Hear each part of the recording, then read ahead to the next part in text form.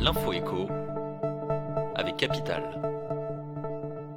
L'info pratique Capital. Avis aux parents, on connaît enfin la date de versement de l'allocation de rentrée scolaire pour 2019. C'est le 20 août que les familles pourront recevoir cette aide leur permettant de financer une fraction des dépenses liées à la rentrée scolaire. Pour rappel, l'allocation rentrée scolaire est destinée aux familles aux revenus modestes ayant au moins un enfant âgé de 6 à 18 ans et scolarisé ou en apprentissage.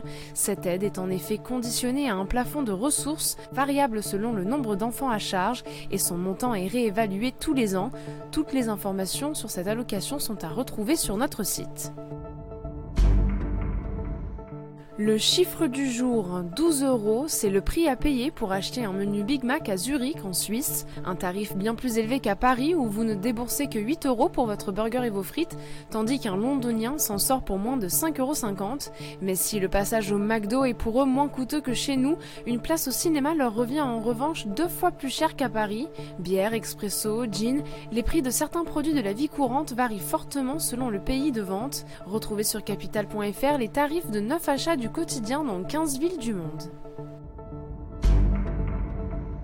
Le coup de gueule du jour est poussé contre les GAFA, les géants du net. Alors que les opérateurs s'apprêtent à se disputer les fréquences 5G, le président de la Fédération des télécoms, Arthur Dreyfus, souhaite attirer l'attention du gouvernement. Il estime que les opérateurs ne pourront pas continuer à investir si les géants du net ne contribuent pas proportionnellement à leur utilisation du réseau. Selon lui, tous les jours à 18 h, 70% du réseau est utilisé par Google, YouTube, Facebook, Amazon et Netflix. À quel moment ces consommateurs de notre bande passante et de nos infrastructures prendront-ils leur part, demande-t-il dans un entretien publié dans Capital.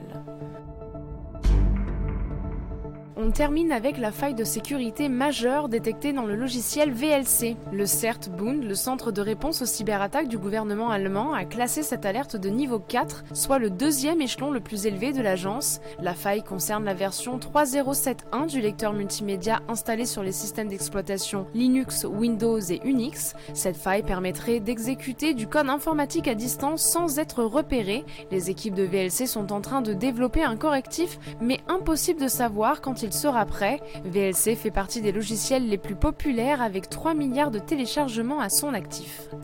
C'était l'info écho avec Capital.